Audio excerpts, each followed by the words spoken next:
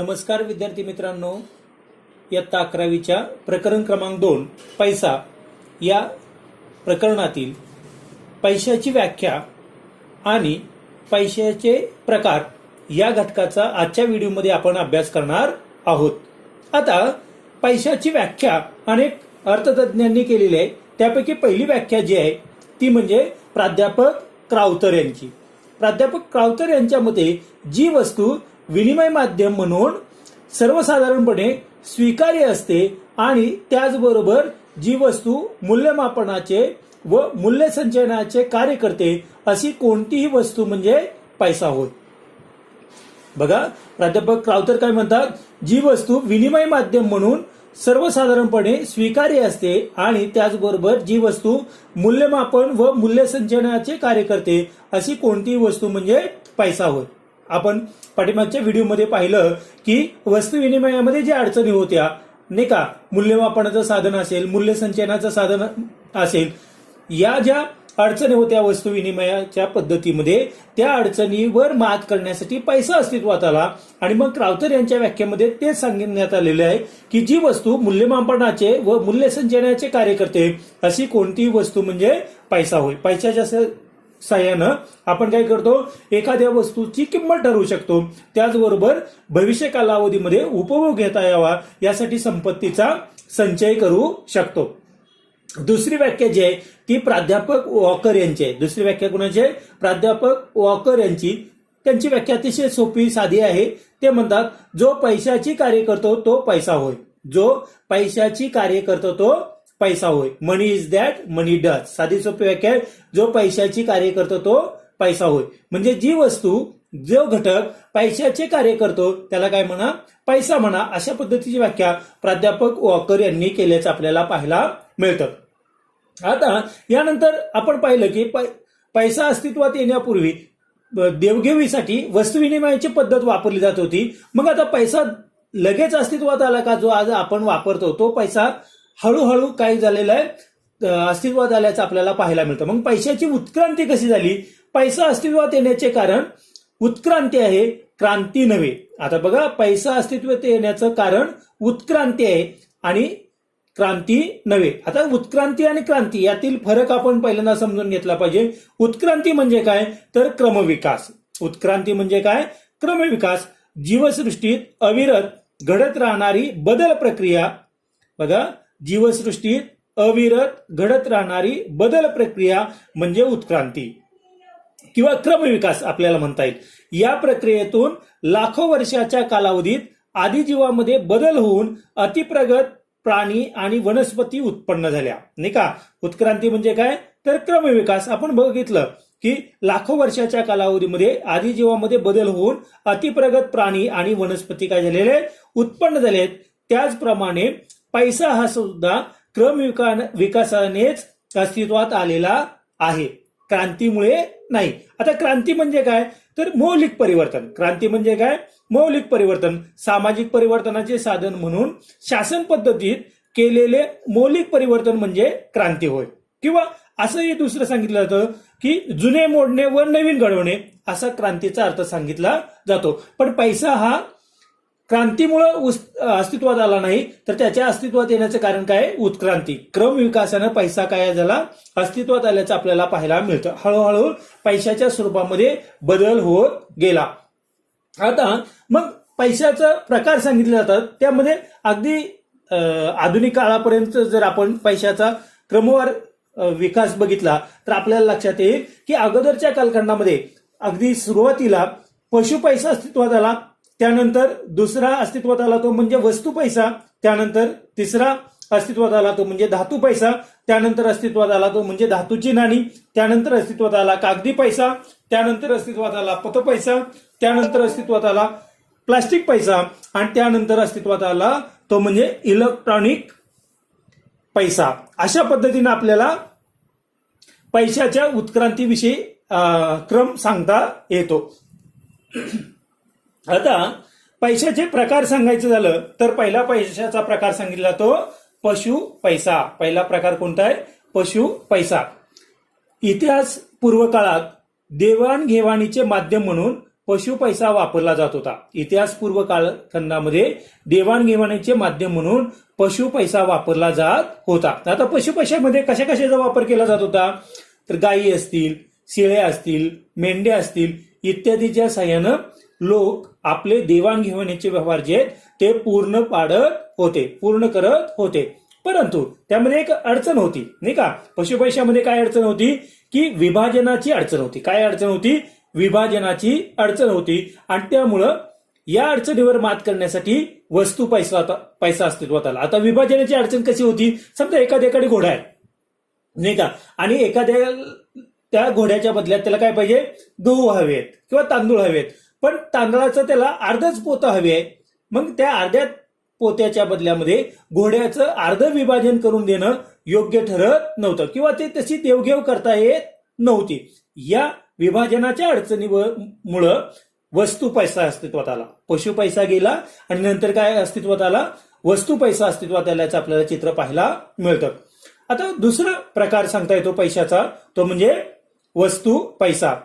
जुन्या काळात ज्या वस्तू पैसा देवाणघेवाणीचे माध्यम म्हणून वापरल्या जात होत्या त्या हवामानाची स्थिती व संस्कृती यावर अवलंबून होता. आता बघा, वस्तू पैसा म्हणून ज्या वस्तू वापरल्या जात होत्या त्या कशावर अवलंबून होत्या, तर त्या हवामानाची स्थिती आणि संस्कृती या घटकावर अवलंबून होत्या.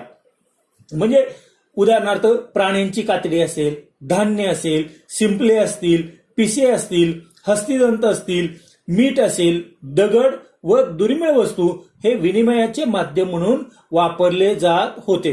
परंतु वस्तूंचा साठा करण्याच्या अडचणीमुळे धातू पैसा अस्तित्वात आला. बघा, वस्तू पैशामध्ये काय अडचण होती की या वस्तू प्रचंड प्रमाणात जर एखाद्याकडे जमा झाल्या तर त्या वस्तू साठवून ठेवण्यामध्ये फार मोठी अडचण निर्माण होती किंवा ती गैरसोयीचं ठरत होतं. आणि त्या अडचणीवर मात करण्यासाठी धातू पैसा अस्तित्वात आला.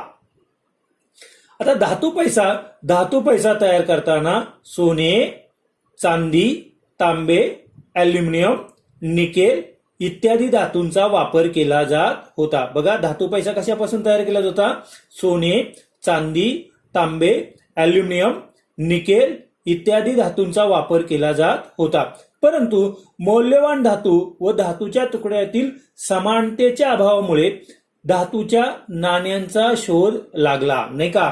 आता बघा, धातू पैसा अस्तित्वात आला, पण धातू पैसा वापरण्यामध्ये एक अडचण होती. काय की त्या धातूच्या तुकड्यातील समानतेच्या अभावामुळे, म्हणजे त्या धातूमध्ये आता उदाहरणार्थ सोन्याचं नाणं असेल तर त्या सोन्याच्या नाण्यामध्ये प्रत्यक्षात सोनं किती प्रमाणात आहे हे ठरवणं कठीण होतं, नाही का. आणि एकाच आकाराची धातू जो आहे तो तयार केला जात नव्हता. ही एक काय होती, धातू पैशामध्ये अडचण होती.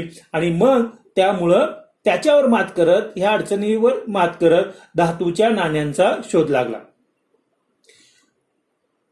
पुढचा प्रकार सांगितला तो म्हणजे धातूची नाणी.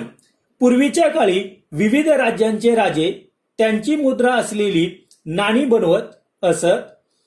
काळपरत्वे शासकीय धोरणानुसार मौद्रिक नाण्यांमध्ये एकवाक्यता व कायदेशीर स्थिरता आणण्याच्या उद्देशाने प्रणाली निश्चित केली गेली आणि त्यामुळे काय झालं, धातू पैसा अस्तित्वात आला, धातूची नाणी अस्तित्वात आली.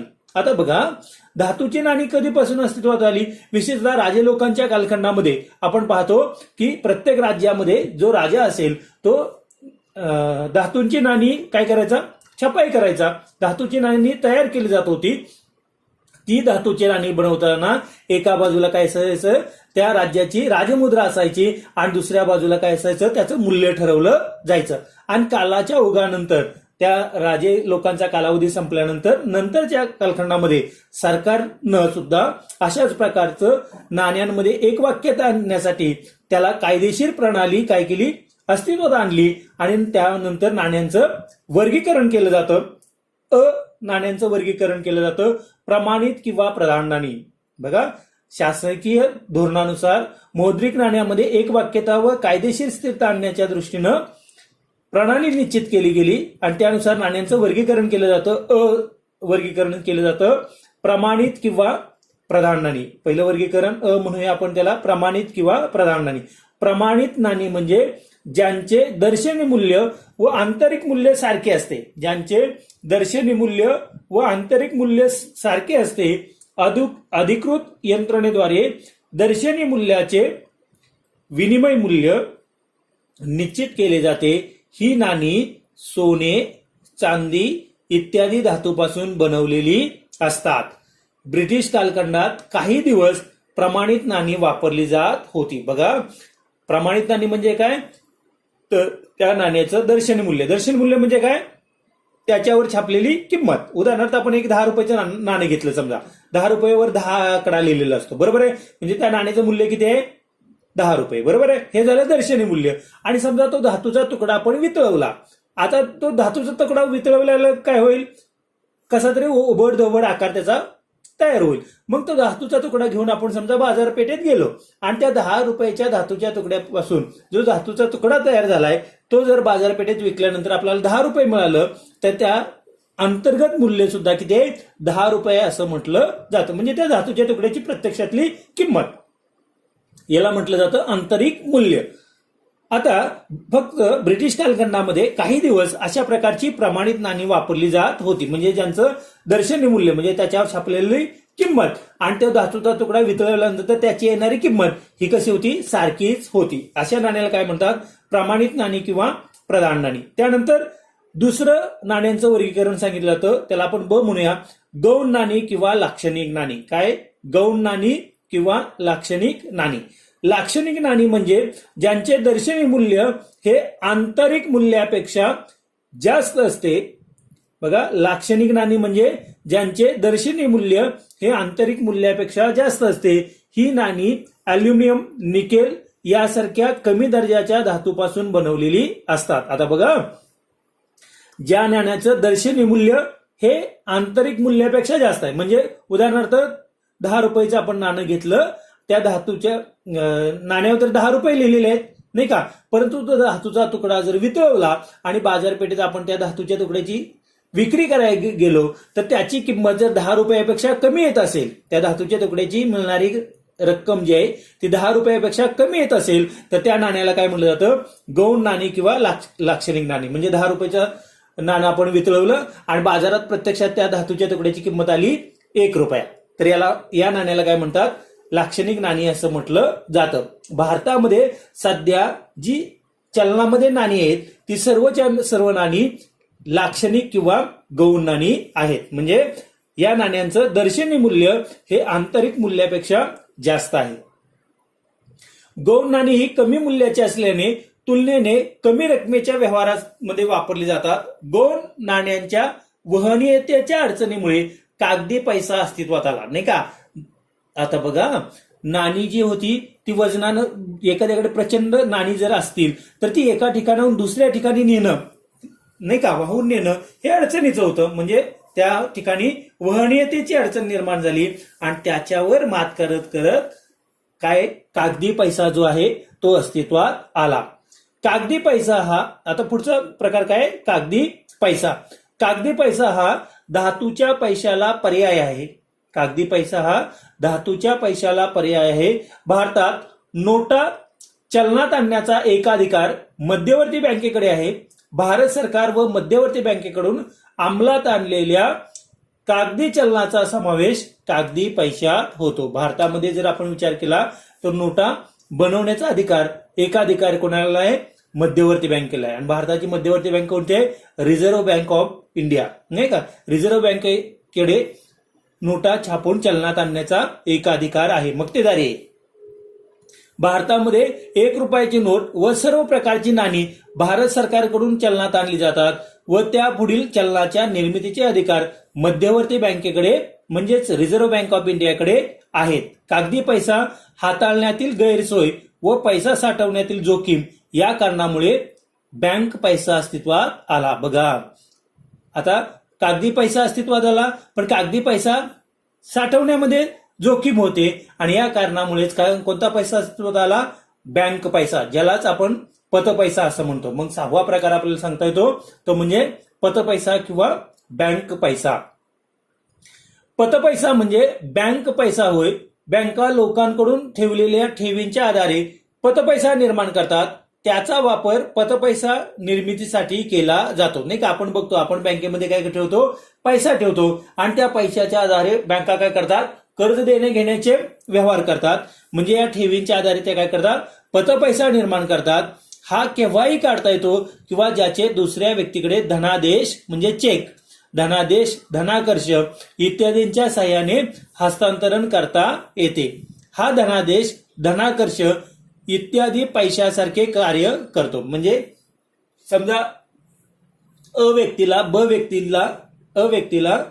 व्यक्तीचे 10,000 रुपये देणे आहेत. आता 10,000 रुपये देणे आहेत तर अ व्यक्ती काय करतो, 10,000 रुपयाचा चेक लिहितो आणि तो चेक कोणाला देतो, ब व्यक्तीला देतो. ब व्यक्ती तो चेक 10,000 रुपये मिळाल्यासारखेच काय करतो, स्वीकारतो. म्हणजेच याचा अर्थ असा आहे की आपण देणे घेण्याचे व्यवहार करण्यासाठी आज बँक पैसा म्हणजेच पतपैशाचा वापर करतो. ठेवी हस्तांतरित करण्याचे पतसाधन आहे. पतपैसा देशाच्या आर्थिक विकासासाठी महत्वाची भूमिका पार पाडतो. बघा पतपैसा काय महत्वाचं काम आहे त्याचं, पतपैसा देशाच्या आर्थिक विकासासाठी महत्वाची भूमिका पार पाडतो. आजच्या जागतिकीकरणाच्या काळात पैसा विरहित देवाणघेवाण अधिक महत्वाची असल्याने प्लास्टिक पैसा अस्तित्वात आला. नाही का, आज तर आपण बघतो की आर्थिक देवघेवीचे व्यवहार प्रचंड प्रमाणात वाढलेले आहेत आणि त्यामुळं पैशाशिवाय देवाणघेवाणीचे व्यवहार करणं अत्यंत महत्वाचं झालेलं आहे. आणि यातूनच मग पुढचा पैशाचा प्रकार अस्तित्वात आला, तो म्हणजे 7वा प्लास्टिक पैसा. 7वा प्रकार काय सांगितला जातो, प्लास्टिक पैसा. प्लास्टिक पैसा वापरणे आधुनिक तंत्रज्ञानामुळे सोपे झाले आहे. डेबिट व क्रेडिट कार्ड प्लास्टिक पैसा म्हणून वापरले जातात. प्लास्टिक पैसा म्हणजे काय, तर आपल्याला बँकेकडून जे डेबिट व क्रेडिट कार्ड मिळतं त्याला काय म्हटलं जातं, प्लास्टिक पैसा म्हटलं जातं. नवनवीन शोधांचे पुढचे पाऊल म्हणजेच काय, इलेक्ट्रॉनिक पैसा होय. याच्याही पुढचा पैशाचा प्रकार सांगितला जातो 8वा प्रकार, तो म्हणजे इलेक्ट्रॉनिक पैसा. ई पैसा किंवा इलेक्ट्रॉनिक पैशाला मौद्रिक मूल्य असून ते इलेक्ट्रॉनिक यंत्रणेच्या साह्याने हस्तांतरित केले जाते. उदाहरणार्थ mobile phone, tablet, smart card, संगणक इत्यादींच्या साह्याने काय केलं जातं, पैशाचं एका ठिकाणाहून दुसऱ्या ठिकाणी हस्तांतरण केलं जातं. इलेक्ट्रॉनिक पैशाला मध्यवर्ती बँकेचे पाठबळ असते. इलेक्ट्रॉनिक पैसा जागतिक व्यवहारामध्ये सुद्धा वापरला जातो.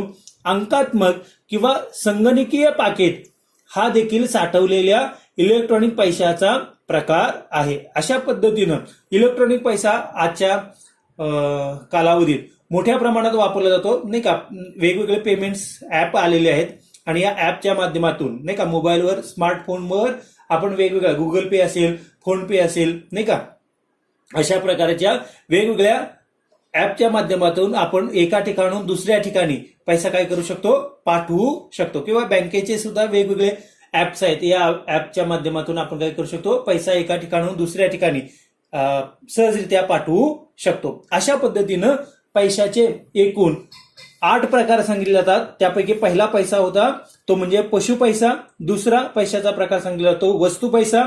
तिसरा प्रकार सांगितला जातो धातू पैसा. चौथा प्रकार सांगितला जातो धातूची नाणी. त्यानंतर 5वा प्रकार सांगितला जातो तो म्हणजे कागदी पैसा. 6वा प्रकार सांगितला जातो पतपैसा किंवा बँक पैसा. 7वा प्रकार सांगितला जातो प्लास्टिक पैसा आणि 8वा प्रकार सांगितला जातो इलेक्ट्रॉनिक पैसा. व्हिडिओ आवडल्यास लाईक करा, शेअर करा आणि सबस्क्राईब करा. धन्यवाद.